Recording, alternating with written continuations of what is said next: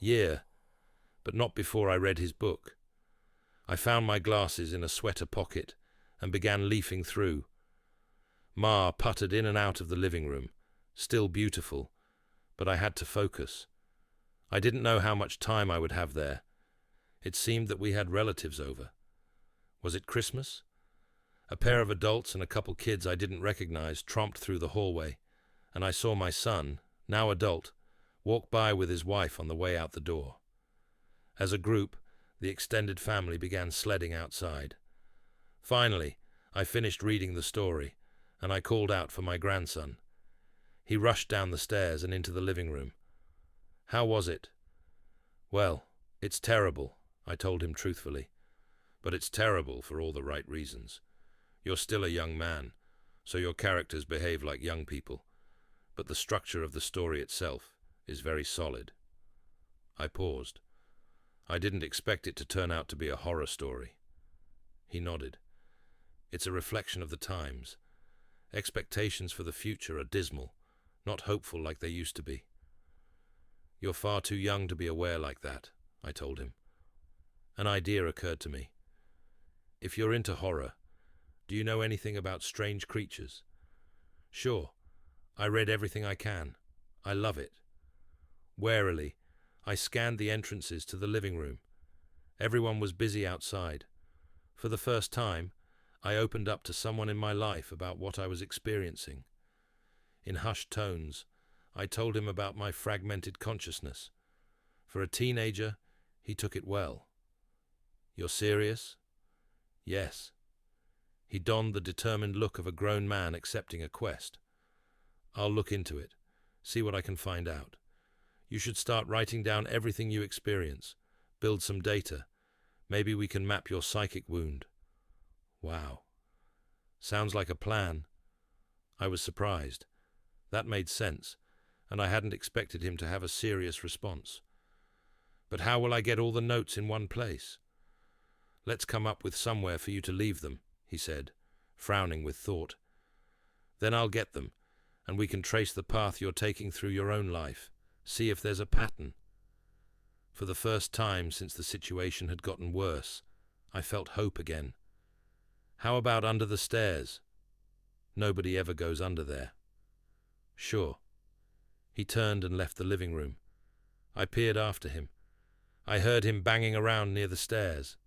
Finally, he returned with a box, laid it on the carpet, and opened it to reveal a bursting stack of papers. He exclaimed, "Holy crap!" But of course, being a teenager, he didn't really say crap. Taken aback, I blinked rapidly, forgiving his cussing because of the shock. Did I write those? He looked up at me with wonder. Yeah, or you will. You still have to write them and put them under the stairs after this. He gazed back down at the papers, then covered the box. So you probably shouldn't see what they say. That could get weird. That much I understood. Right. He gulped. There are like 50 boxes under there, all filled up like this. Deciphering these will take a very long time. His tone dropped to deadly seriousness. But I will save you, Grandpa, because I don't think anyone else can. Tears flowed down my cheeks then, and I couldn't help but sob once or twice. I hadn't realized how lonely I'd become in my shifting prison of awareness until I finally had someone who understood. Thank you. Thank you so much. And then I was young again, and at work on a random Tuesday. Once the sadness and relief faded, anger and determination replaced them. After I finished my work, I grabbed some paper and began writing.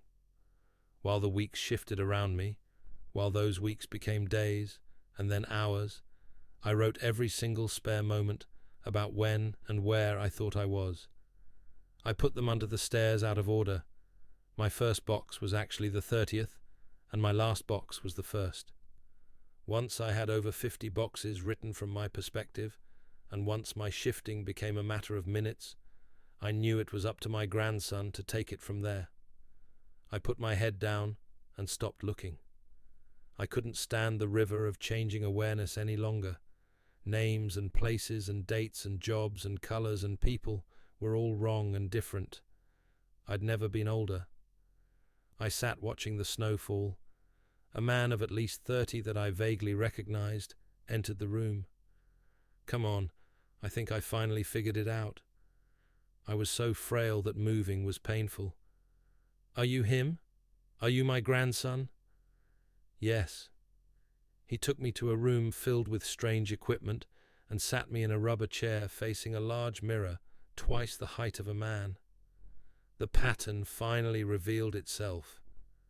"How long have you worked on this?" I asked him aghast. "Tell me you didn't miss your life like I'm missing mine."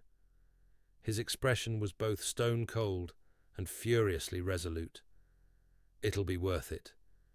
He brought 2 thin metal rods close to my arm and then nodded at the mirror.